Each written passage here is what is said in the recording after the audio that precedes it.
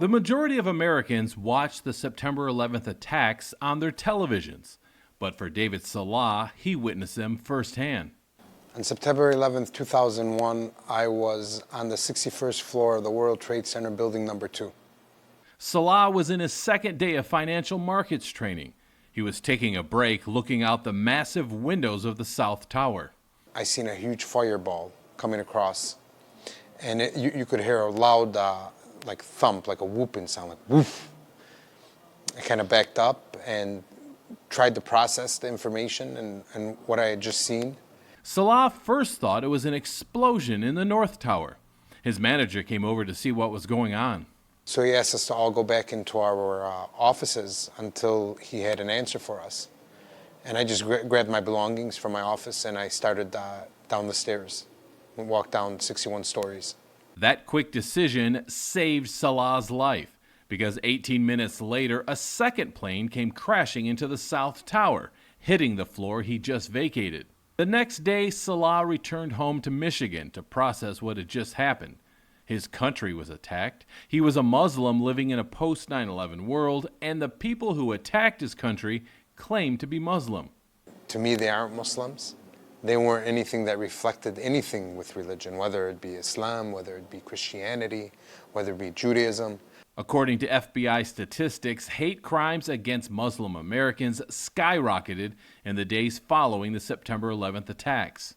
They have fallen in subsequent years, but have yet to get back to the pre-9/11 numbers. Salah says he witnessed racism, but didn't experience it that much firsthand. I don't look like I'm Arabic. I don't look like I'm Muslim. So a lot of times, I'd be sitting with a group of people, be out to dinner. And Salah would hear the Islamic-phobic conversations start.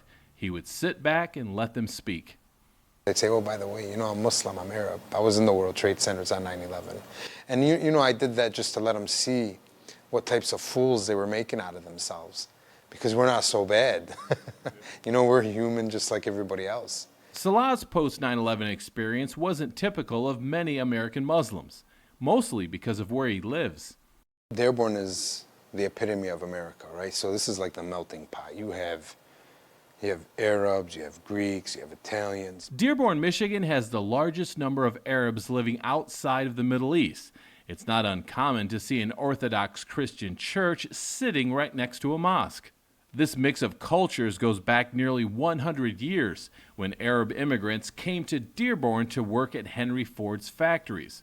Today, it's a Detroit area destination for Arab culture, religion, and food. Restaurants like Lapita in downtown Dearborn are a favorite dining spot for Michiganders hungry for Lebanese cuisine. Owner Ali Shamut watched the September 11th attacks that morning from home as he was getting ready to open the restaurant. When they announced probably it's a Muslim people who did it, most people, they got nervous. I came to work same day. City was a little empty. Shamut wondered if people were staying away from his and other Arab businesses because of the attacks. The next day, he got his answer.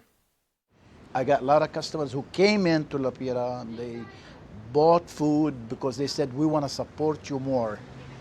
I mean, I was very thankful for those people who came in and start coming more often every day to say, look, we're here together, we support your business.